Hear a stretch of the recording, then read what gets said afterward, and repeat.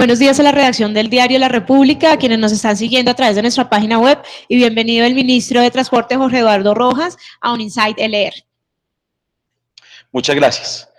Muy contentos de acompañarlos aquí a todos y esperemos que podamos tener una buena conversación sobre la infraestructura del transporte de Colombia. Bueno, pues el ministro Jorge Eduardo Rojas es ingeniero civil de la Universidad Javeriana con especialización en desarrollo gerencial de la Universidad Autónoma de Manizales. Previo a sus estudios universitarios, se formó durante 2 años en la Escuela Militar de Cadetes José María Córdoba. En su carrera política se resalta que fue alcalde de Manizales durante el periodo 2012-2015, donde logró el posicionamiento de la capital del departamento de Caldas como una de las mejores ciudades del país en calidad de vida. Cuenta con más de 16 años de experiencia en la vida pública. Además, se desempeñó como concejal de Manizales, asesor de la Secretaría de Planeación en temas de ordenamiento territorial y posteriormente, durante 5 años, fue secretario de Obras Públicas del municipio. Entonces, ministro, pues queremos comenzar precisamente con el tema de infraestructura, que es esa gran apuesta del gobierno nacional y pues que en cabeza suya pues tiene grandes objetivos. Y primero queremos preguntarle qué ajustes se están realizando a la ley de infraestructura y cómo ese tema de adquirir predios y cómo ha facilitado pues los proyectos de las obras 4G. Bueno, muy bien. Tenemos, digamos que tres ramas en el tema de la normativa que tiene que ver con la infraestructura. Primero está la ley 80. Luego está la ley de infraestructura y está la ley de las APPs. Con el desarrollo de los proyectos de cada una de las olas, la primera, la segunda y en la primera ola de las 4G se encontraron unas problemáticas y ustedes saben que arrancaron con la ley 80, digamos que en pleno y los decretos reglamentarios. Con la segunda ola se hizo una reforma de la ley 80 y empezaron a crearse algunos artículos para la ley de infraestructura.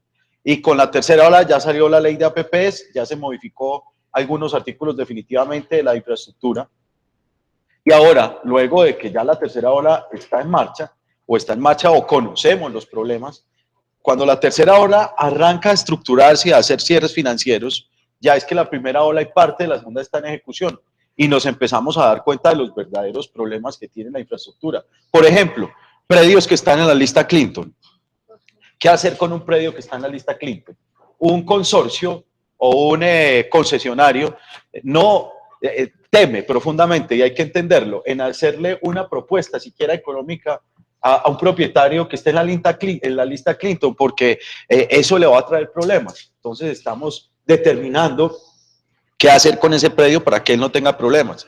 Los predios, por ejemplo, que no tienen propietario, que están baldíos, pero que tienen mejoras. Hoy no nos dejan pagar las mejoras.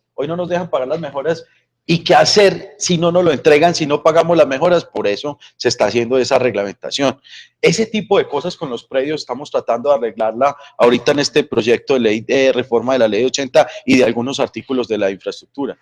También estamos diciendo cuál es el alcance que debe tener, digamos que los interventores, hasta dónde llegan los interventores, hasta dónde llega su responsabilidad. Muchas veces, si el interventor comete un error que genere sobrecostos o problemas en la obra, pues su responsabilidad no será solo la del valor del contrato de él, sino también el del valor de la obra que se perdió o que tuvo problemas. Pero si no tiene ninguna responsabilidad en la obra, pues valga la redundancia, la responsabilidad de él será solo la del valor del contrato. Eso lo estamos aclarando acá.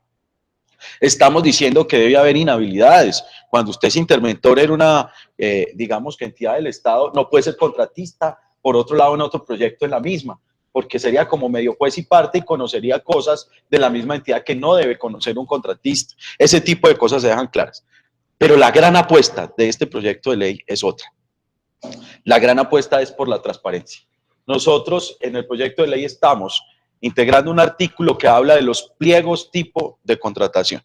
Para nadie es un secreto que hay una carrera en el país desde hace muchos años y es la de constituir pliegos que las llamamos desastre, a la medida de los amigos del que está gobernando. Yo fui alcalde de la ciudad de Manizales, pero tuve la oportunidad de ser secretario de obras. Y yo veía en esa oportunidad cómo los pliegos de condiciones de las licitaciones se hacían faltando 1 o 2 días para colgar la licitación. ¿Qué pasaba? Empezaban a hacer los pliegos y los funcionarios o el alcalde llamaba o un funcionario llamaba y decía póngale tal requisito, y en vez de poner las características de unos pliegos de condiciones son técnicas, financieras y jurídicas. Entonces usted simplemente pone las características técnicas para hacer una vía de 500 millones de pesos que haya hecho en un municipio chiquitico, que haya hecho proyectos de 5.000 millones y solo hay 2 que lo han hecho, y que hayan hecho proyectos que tengan mezcla entre concreto y asfalto, 60% concreto y 40% asfalto por tramos, y con eso solamente uno cumple. Listo, hizo un pliego desastre y le quedó, y de pura coincidencia se la va a ganar uno amigo. Entonces, yo ¿qué decía? Los pliegos desastres son aquellos que dicen que las condiciones son, por ejemplo, que el contratista tenga un ojo rojo y un ojo azul. Y de pura coincidencia, el mejor amigo del gobernante tiene un ojo rojo y un ojo azul. Y se la gana, de pura coincidencia. Eso es lo que queremos acabar aquí. Estamos diciendo que los requisitos habilitantes de los pliegos de condiciones sean estandarizados y que lo hagamos por regiones, porque todas las regiones del país tienen sus particularidades. Esa es otra cosa importante, entender que Colombia es diversa, no es la misma. Aquí desde Bogotá se ve una Colombia, pero en las regiones se ven distintas Colombias. ¿Qué queremos entonces? Crear ese pliego tipo desde el gobierno nacional, desde el ministerio, hacer unas matrices donde estén los requisitos económicos, jurídicos, financieros, habilitantes, y determinarlo por regiones para que de ese pliego no se puedan salir. Con eso, hoy tenemos que más del 85% de las licitaciones públicas de Colombia tienen un solo proponente, un solo proponente. Entonces, pues se lo gana, ¿no? El 85% de la licitación es un solo proponente. Eso acaba con las pymes. En Colombia las pymes están golpeadas, y están golpeadas por la concentración de la contratación. Nosotros estamos buscando que esa concentración se acabe, que la contratación sea grande. En Manizales, en el periodo pasado, logramos tener 77 proponentes por licitación. Hoy en el INVIAS estamos teniendo más de 70 proponentes por licitación porque acogimos los pliegos tipo de licitación. Y eso mismo, yo sé que eso me lo ibas a preguntar más tarde, es lo que queremos hacer con la Aerocivil. Poner pliegos estándar de contratación. La Aerocivil tiene que ser intervenida desde el punto de vista de la transparencia, no solamente en el tema del control aéreo y demás, sino también en la contratación, que es muchísima la que tiene la Aerocivil. Todas las entidades del ministerio van a terminar muy pronto teniendo la urna de cristal, que es el modelo para tener adentro los pliegos tipos de contratación y una vigilancia. Eso fue lo que propusimos en el proyecto de ley de reforma de la ley 80. Hoy ya está en el Congreso, ya se presentó ponencia. El senador Andrade del Partido Conservador ha sido un gran aliado en este proyecto. Este proyecto fue estudiado desde el principio hasta el fin con la Cámara Colombiana de la Infraestructura, que yo podría decir que es otro padre del proyecto de ley, porque nos han acompañado y nos han ayudado a diseñar el mismo. Yo creo que con esto le damos un empujón muy grande al tema de la contratación, la transparencia y a las pymes en el país. ¿Y qué expectativa tiene de que pues, sea aprobado y que sanción presidencial y todo?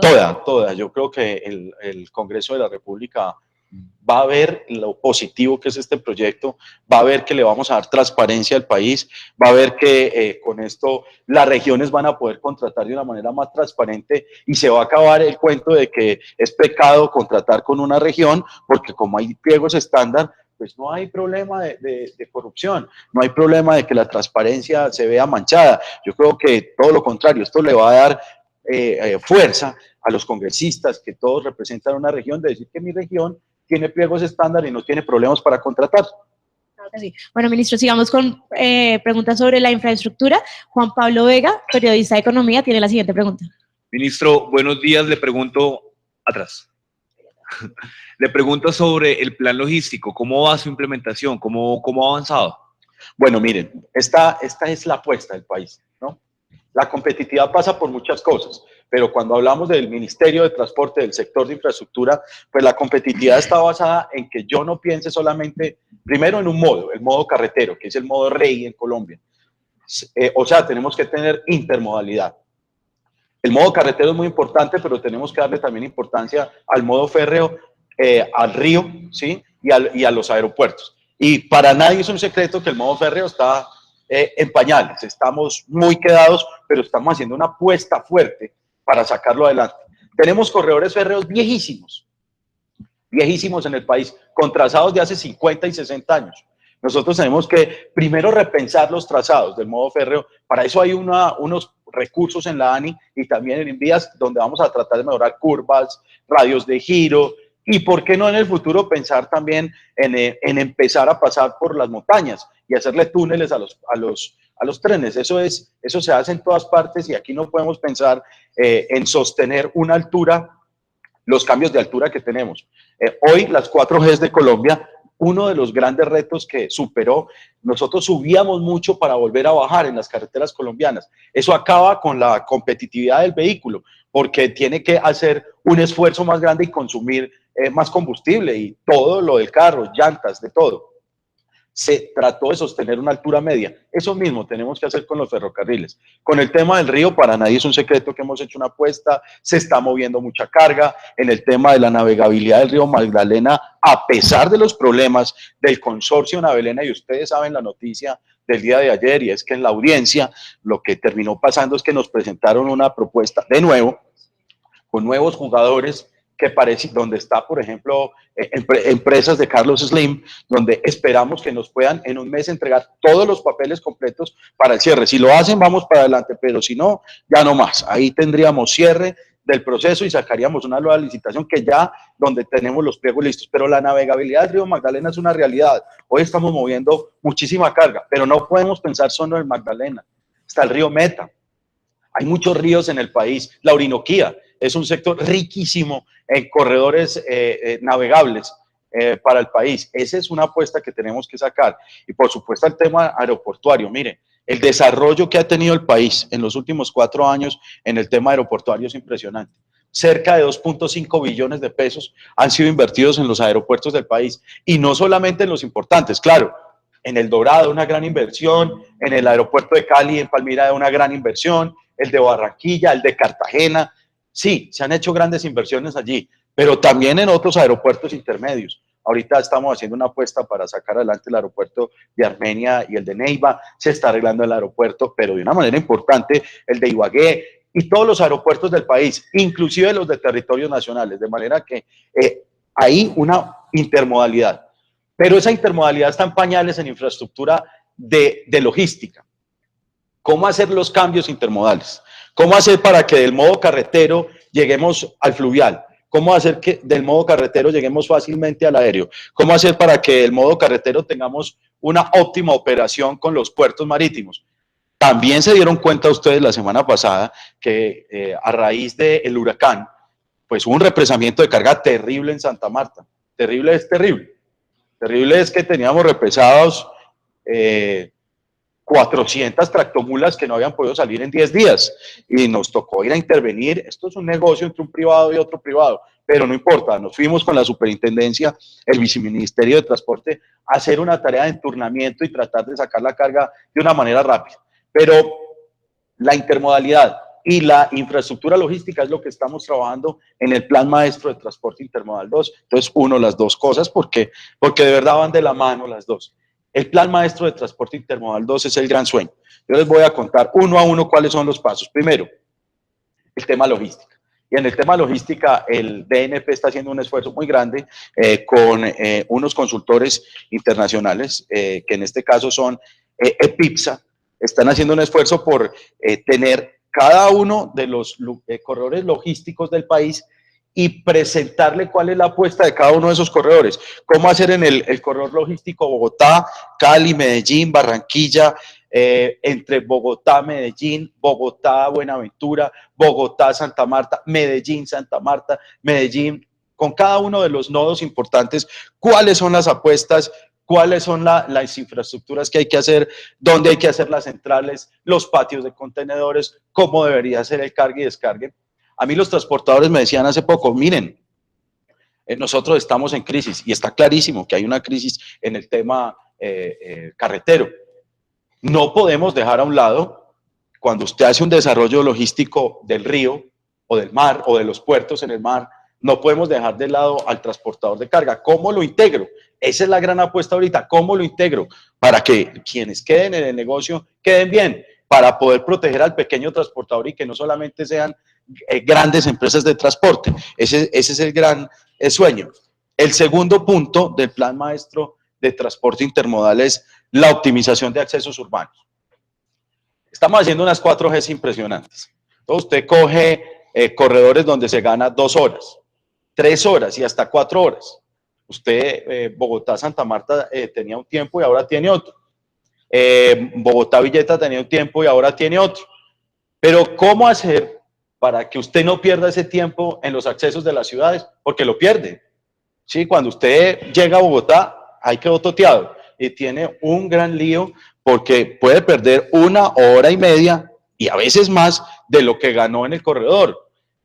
Pero no solamente hablo con Bogotá, en muchos municipios pequeños o intermedios pasa exactamente lo mismo, donde usted en el trancón de entrada o salida de ese municipio, pues pierde todo lo que ganó.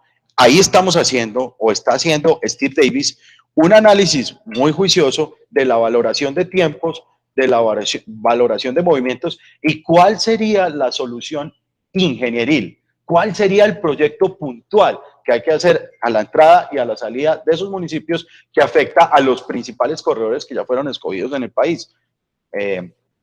Cali-Buenaventura, Bogotá-Cali, Bogotá-Medellín, Medellín-Santa Marta, Medellín-Cartagena, Manizales-Bogotá, el sur con el centro con el norte, el oriente con el centro para luego subir a los puertos, básicamente buscando cualquier origen hacia el destino puertos, los 3 puertos más importantes.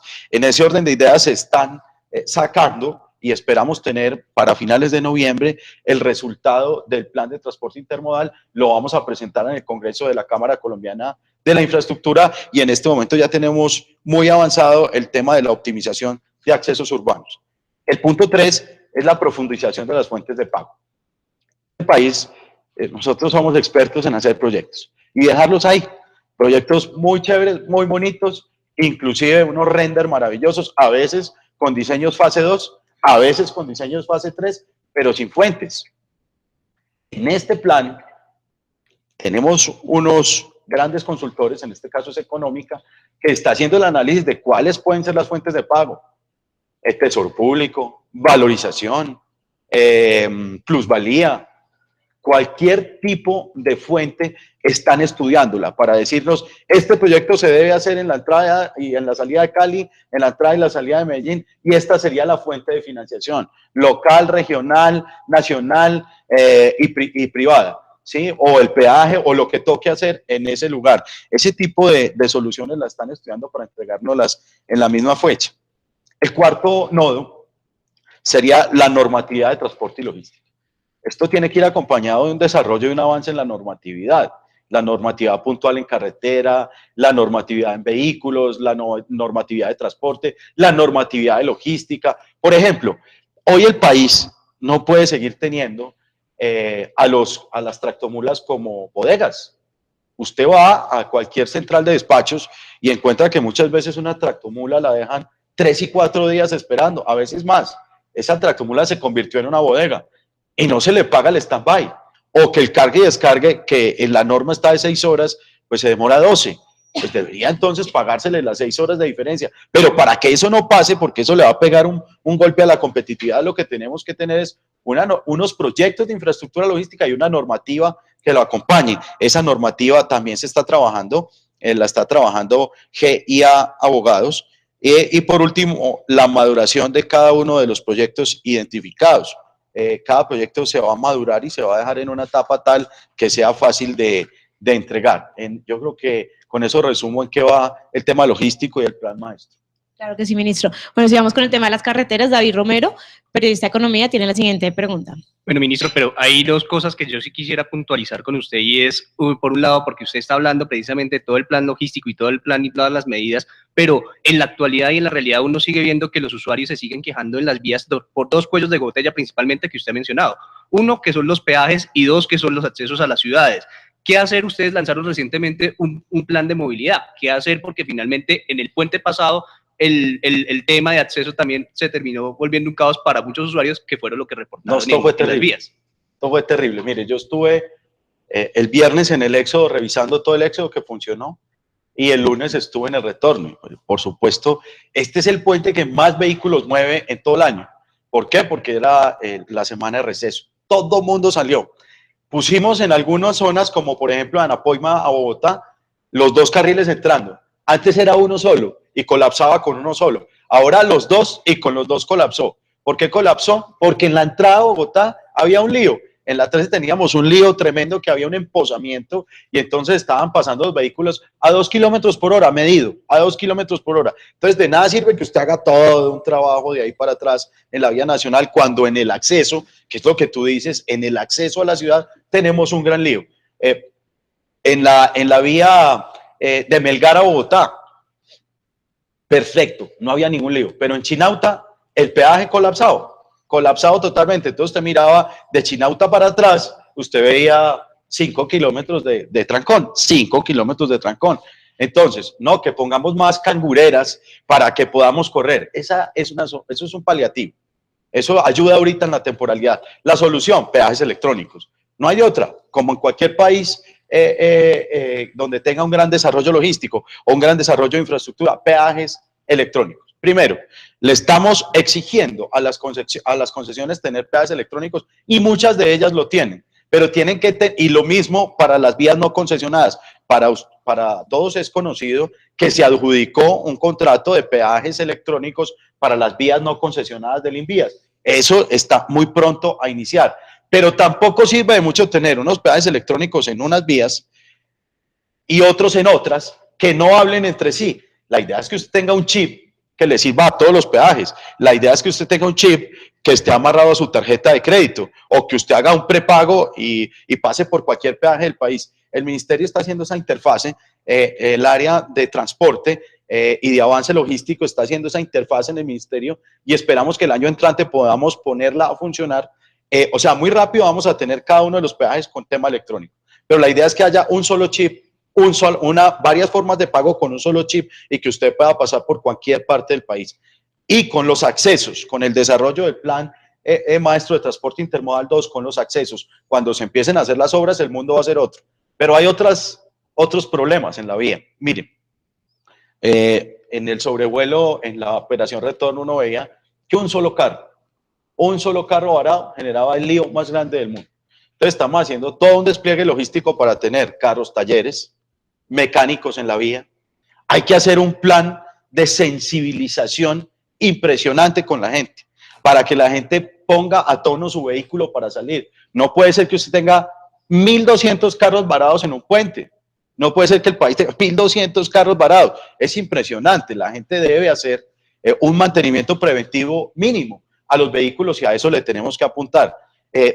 Las motos generan una cantidad de accidentes impresionantes simplemente por no seguir el carril y se adelantan por la derecha generando un riesgo impresionante y un solo accidente de esos 15, 20 minutos de represamiento. Y eso genera, es que lo vi, me tocó verlo exactamente en el cruce de Melgar con la variante. Ahí un bus se accidentó con una moto, 20 minutos, y nosotros, y los policías de tránsito tratando de hacer, pero no es fácil, porque una vía de 2 carriles, un accidente con esta cantidad de vehículos tan impresionante que tenemos, pues por supuesto que genera un problema. Y por último, le estamos entregando licencia de conducción a cualquiera, sepa o no sepa conducir, tanto en vehículo como en moto. Y para nadie es un secreto que hay corrupción en el tema de las licencias de entrega de las licencias. Muchas veces a usted le tienen que hacer un examen para poderle entregar una licencia. Y hay algunos centros donde usted paga más y le entregan la licencia sin examen. Pues primero vamos a poner más riguroso el examen, no solamente para vehículos, sino muy especialmente para motos. Y el seguimiento, ustedes saben que hemos cerrado una cantidad importante de centros donde se hacen las evaluaciones para el tema de las licencias. Eso lo vamos a endurecer mucho más para que esto funcione mejor. Y yo dije que por último, pero ahora sí por último. A la gente no le da miedo cometer infracciones de tránsito porque cree que no va a ser sancionada. La gente no tiene mucha confianza en la sanción. Pues bueno, vamos a sancionar de verdad. Vamos a ser mucho más duros, claro. Vamos a tener pedagogía. Primero pedagogía. Esto no puede ser garrote per se. Es garrote y zanahoria. Vamos a tener pedagogía, vamos a tener un trabajo juicioso en eso, pero también vamos a ser ejemplarizantes en la sanción para que la gente se dé cuenta que no es, perdón, mamando gallo, que es de verdad la sanción que vamos a tener. Eso ayer lo propusieron en la plenaria del Senado y a mí me sonó, vamos a revisarlo con juicio porque hay que mirar cómo ha funcionado en otros países, cómo lo tienen, cuáles los beneficios, los pros y los contras, pero suena bien. Ministro, pero esto de la licencia, de las multas, ¿cuándo se haría? O sea, usted lo van a proponer, pero... No, de inmediato, mire, estamos haciendo desde la Agencia Nacional de Seguridad Vial, Sí. que además es otro lío terrible en el país. Primero, no podemos tener 6.000 muertos al año por accidentes de tránsito. Eso es una barbaridad, eso apenas es una barbaridad. Ayer en el Senado me decían, miren, es que desde el 2005 al 2015 tenemos 67.000 muertos. Esto es una barbaridad. A esto hay que trabajarle de una manera más coordinada. La Agencia Nacional de Seguridad Vial no ha funcionado, apenas la estamos echando a andar. Yo llevo 4 meses en el cargo, un poquito, casi 5 meses, y lo que hemos hecho es poner un plan de acción, rediseñar un plan de acción, ponerle a eso protocolos de contratación, porque no puede ser contratación directa a dedo, sino más bien por concurso público, poner un plan de acción dirigido a campañas nacionales de seguridad vial, a campañas individuales por actores de la vía. Las motocicletas son el mayor son los mayor números de muertos, ponen el mayor número de muertos en la vía, a eso le vamos a trabajar muy duro, y a los peatones, el segundo actor que más fallece en la vía es el peatón. Y vamos a hacer unas campañas nacionales, estamos buscando íconos nacionales que representen ciclistas, motociclistas, que le puedan llegar a ciertos tipos de poblaciones, de rangos de edades, para poder trabajar en una campaña nacional fuerte. Y segundo, hemos cogido los municipios que tienen mayor número de muertes y mayor tasa de accidentalidad. Son dos variables que no necesariamente son la misma en el mismo municipio. Por ejemplo, Bogotá tiene un poco más de 500 muertos, pero la tasa es del 7 muertos por cada 100.000 habitantes. Entonces, es muy bajita la tasa, pero son 500 muertos. Hay que trabajar muy duro con Bogotá, con Medellín y con Cali, porque ponen un número impresionante de muertos. Pero hay ciudades como, por ejemplo, si no estoy mal, Cimitarra, que tiene 10 muertos, pero que es una tasa del 49%, del 49 por cada 100.000, una tasa bárbara, a la que hay que hacerle un trabajo, porque esos 9 muertos de ese municipio son muchos en proporcionalidad por el número de habitantes. Entonces, esas dos cosas se le van a trabajar muy duro y van acompañados de las medidas de la rigurosidad, de las licencias y demás, en un trabajo que estamos haciendo con la Policía de Carreteras y de Tránsito, pero eso es de inmediato. Okay. La siguiente pregunta la tiene Gabriel Forero, él es el editor de Globo Economía. Ministro, usted lo anticipaba, pero puntualmente, ¿cuáles consorcios ya están más adelantados en el tema de peajes electrónicos? ¿En qué vías? Entonces, de pronto los colombianos van a poder empezar a disfrutarlos. Y esa fase de la que usted nos habla, de poder lograr convenios con bancos y todo el tema, ¿cuánto le va a costar a la nación? No, no es mucha la plata, eso vale más o menos unos 12.000 millones de pesos, o de pronto un poco menos por año, que los tenemos a través del Invías, y eso va a estar listo el año entrante. ¿Cuáles son las vías que están listas? Pues primero, para las concesionadas todas tienen la posibilidad de tener peajes electrónicos, pero cada uno por su banco y de un modo distinto. Y las no concesionadas van a estar en el segundo trimestre del año entrante. Lo que necesitamos es alinearlas, y ese alineamiento es el que yo espero que esté antes de mitad de año del año entrante, para poderle permitir al país que cualquiera pase por cualquier peaje con un mismo chip. O sea, que ahorita cualquiera de las concesionadas deberían Claro, por supuesto. Implementarlo. Sí. O sea, ya es cuestión de, digamos, de cada concesionaria. Sí, claro que sí. Lo que necesitamos es hacer la interfase para que no importa el banco, no importa la tarjeta de crédito, no importa la concesión, porque cada concesión tiene una cuenta y su propia, es como un propio universo, para que todas se puedan hablar con un solo sistema. Claro que sí. Bueno, ministro, la siguiente pregunta es sobre cómo financiar los proyectos de las vías terciarias con el ajuste fiscal del 2017. Esa pregunta es muy dura. Y es muy dura porque yo creo, y además se lo he escuchado al señor presidente de una manera muy decidida, y es que en el posconflicto, con el logro de la paz, que seguro que llegará, pues si hay una cosa importante, es que se va a recuperar esa zona rural dispersa, esa zona rural alejada, esa zona rural que no podía volver porque estaba, digamos que custodiada o alejada por la guerrilla. Esa es esa zona rural que no podía producir de manera tranquila. Esta gente que era desplazada de sus lugares o que simplemente no podía producir su tierra, ahora va a poder producir. Pero usted produce, ¿y por dónde saca los productos cuando las vías son terribles? Las vías terciarias, en su mayoría, de los 150.000 kilómetros de vías terciarias del país, en su mayoría son de los municipios, pero los municipios no tienen los recursos suficientes ni para hacer mantenimiento, pues mucho menos para hacer mejoramiento. Las gobernaciones que tienen a cargo las secundarias tampoco alcanzan a ayudarle mucho a los municipios para las terciarias. Pues bueno, en el presupuesto hemos hecho, digamos que un pacto casi que de honor con el ministro de Hacienda para que nos pongan un recurso, tanto ahora como luego, si llegase a pasar la reforma tributaria, de un recurso que no sea menos de 400.000 millones de pesos para poder atender de alguna manera algunas vías terciarias del país, haciendo un paquete, como un paquete, pidiéndole a las gobernaciones que pongan plata, a las alcaldías y nosotros, y multiplicando este recurso por 2 o por 3 para poder dar un gran golpe. Pero paralelo a esto, el DNP viene trabajando en un COMPES para hacer un análisis regional de las vías terciarias. Y aquí me voy a detener un segundo a explicarles algo. Vuelvo y les digo, el país no es el mismo que se ve detrás de un escritorio en Bogotá. El país es diverso, las regiones son distintas. Entonces usted coge, por ejemplo, la zona centro, la zona andina. La zona andina es una zona de un buen suelo, es un suelo, formaciones, digamos, rocosas, de un conglomerado que tiene buena característica, pero que tiene una pluviosidad muy alta. Entonces usted no puede coger esas vías terciarias y simplemente echarle lo que se hace muchas veces, que es afirmado, le echan un afirmado, lo compactan, rayan las vías con unas máquinas y le hacen cuneteo y ya. Pues bueno, llega la lluvia a los 3 meses y hasta luego. Una inversión que costó un poco de plata se pierde en 3 meses. Yo creo que eso no debería seguir pasando. A ese tipo de suelos, en ese tipo de región, hay que ponerle otra solución. Un suelo cemento diverso, pero el suelo cemento entonces tiene una porosidad y de pronto la infiltración de agua en esa pluviosidad no sea la mejor. Entonces lo que haya que hacer es echar una placa huella o un asfalto.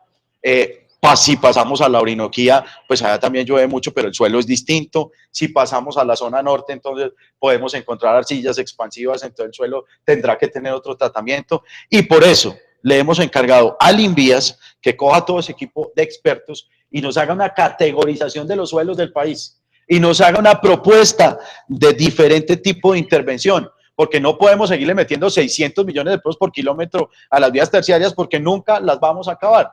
Entonces necesitamos ver cuál tecnología nos permite con inversiones de 100 millones, de 50 millones, de 150 millones atender 1 kilómetro de vía según la zona, y esa es la propuesta que le vamos a hacer próximamente al país. En ese COMPES que está trabajando muy duro el doctor Simón Gaviria, en asocio con nosotros, esperamos también ver si podemos lograr conseguir un crédito BID para poderle meter un recurso grande a estas vías terciarias. Okay. La siguiente pregunta la tiene Lilian Mariño.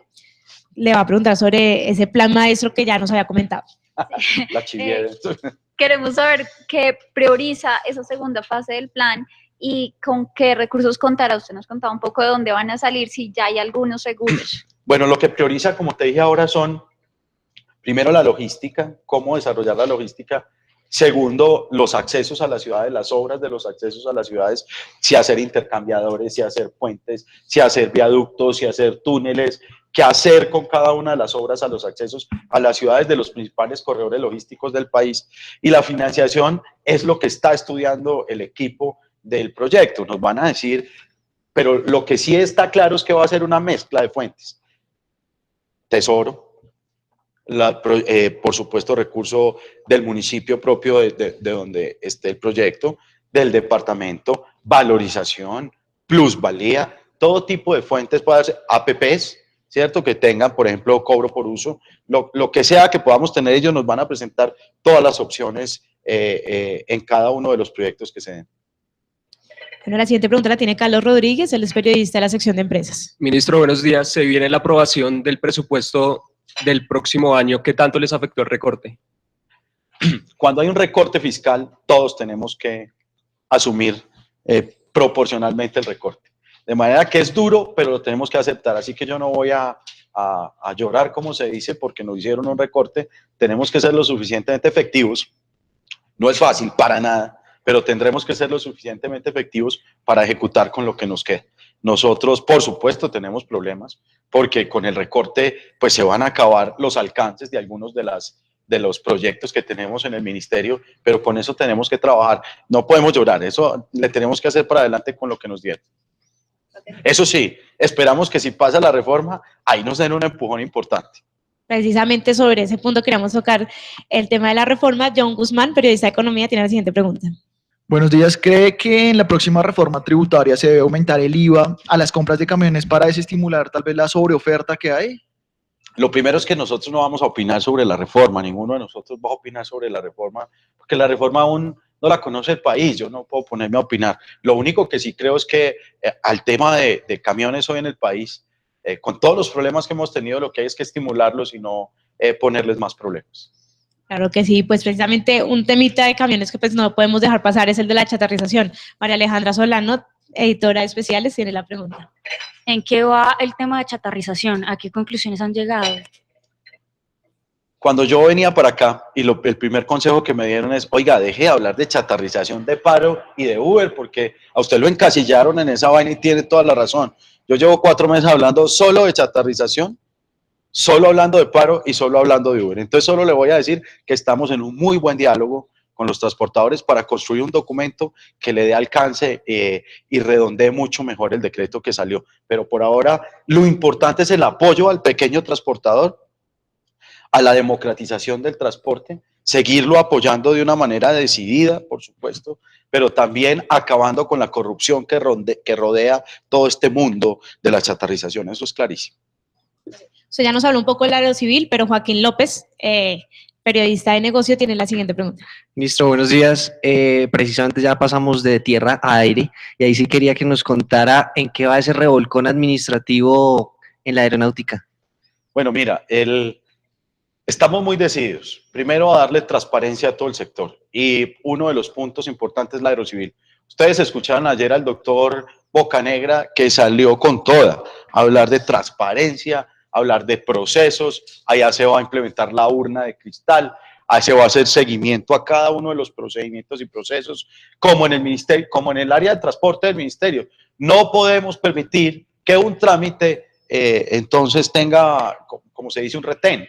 Que piden plata y sale rápido y si no, pues no sale. Ese tipo de cosas hay que acabarla y muy pronto le daremos sorpresas al país en ese sentido. Qué pena que me desvíe en materia de transporte, pero en la aerocivil algo parecido. Un gran revolcón, un gran trabajo. El equipo directivo de la aerocivil está totalmente renovado. El doctor Bocanegra tuvo luz verde. Nosotros no nos metimos ni en nada. Él tiene luz verde para hacer todos los cambios que quiera hacer en la entidad y, por supuesto, montar la urna de cristal con pliegos, tipos de estándar de contratación, va a mejorar, por supuesto, la transparencia en la entidad y la va a cambiar. Bueno, ministro, pues muchas gracias por estar en Inside LR, le agradecemos su presencia acá y agradecemos también a la sala de redacción y a quienes nos siguieron a través de la página web y esperamos verlos en una próxima oportunidad. A ustedes muchas gracias.